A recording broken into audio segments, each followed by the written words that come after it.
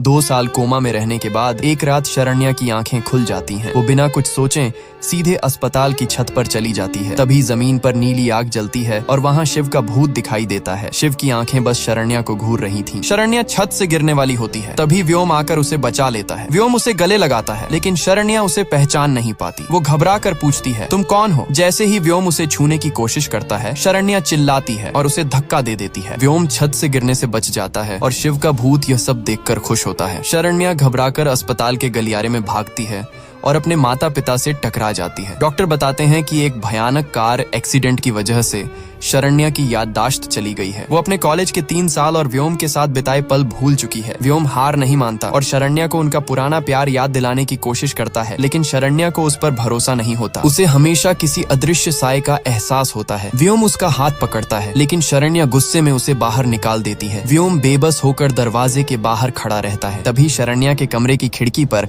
अचानक बहुत सारा कोहरा जमने लगता है। शरण्या को खिड़की के पार किसी के हांफने की डरावनी आवाज सुनाई देती है। जैसे ही वो कोहरे को छूती है, शीशे पर एक बड़ा हाथ छप जाता है। ये देखकर शरण्या की रूह कांप जाती है और वो चीख मारकर बेहोश हो जाती है। व्योम और डॉक्टर अंदर आते हैं और डॉक्टर इसे बस एक वहम बताते हैं। व्योम दुखी होकर शरण्या को कंबल ओढ़ाता है और वहां से चला जाता है, लेकिन रात के अंधेरे में वो कंबल हवा में उड़ने लगता है और शिव का रूप ले लेता है। शरण्या अचानक नींद से जागती है और उसे कमरे में तेज ठंडी हवाएं महसूस होती हैं। वो डर के मारे अपने परिवार को ढूंढने बाहर निकलती है, लेकिन दरवाजा खोलते ही उसके होश उड़ जाते हैं क्योंकि पूरा अस्पताल बिल्कुल खाली था। शरण्या वहां से भागने लगती है। वो डर के मारे पीछे मुड़कर देखती है और ठोकर खाकर जमीन पर गिर पड़ती है। तभी अंधेरे को चीरते हुए शिव का डरावना साया शरण्या की तरफ बढ़ने लगता है। आगे क्या हुआ जानने के लिए कमेंट में लिखो नेक्स्ट पार्ट।